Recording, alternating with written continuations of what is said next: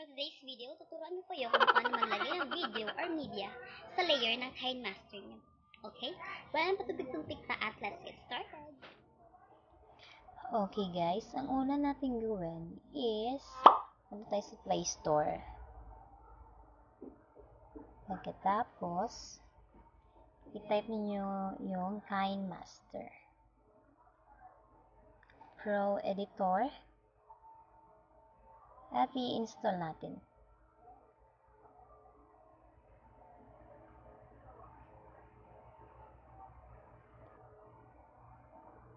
Hintayin lang natin siyang mag-download. After that, pwede nyo na siyang i-install. Hintayin lang natin. Open natin. Apil ka ang tingog, ani? Okay. Okay, meron ako dito. Try natin tong video na to.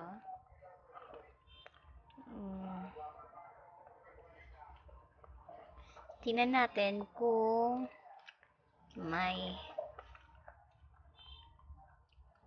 ayan, nakikita niya, diba, na walang video dito. So, all you have to do is go to the setting. Pagkatapos, pindutin natin tong device capability information. Yan. Kung nakikita nyo, meron siyang tatlong tuldok dito sa right. Yeah. Sa right side. Click nyo lang tong tatlong tuldok na to. At i-run analysis siya. Run analysis. Okay. Run analysis. Basta, yun lang yung gawin ninyo.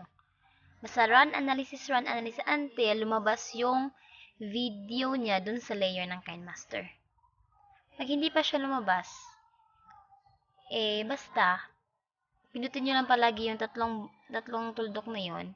Run analysis lang kayo. Wait natin siya mag-load. So, balik tayo guys dun sa mismong editor niya. Tingnan natin kung may video na ba siya dun sa layer ng KineMaster. Tadan! Diba ganun lang kasimple?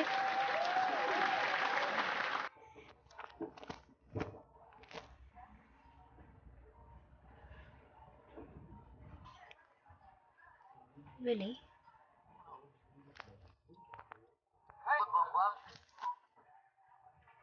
Layer, media.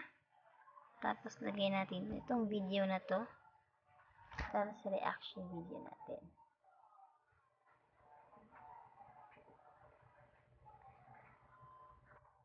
Boom! Ayun na po guys. Ganun lang po kadali.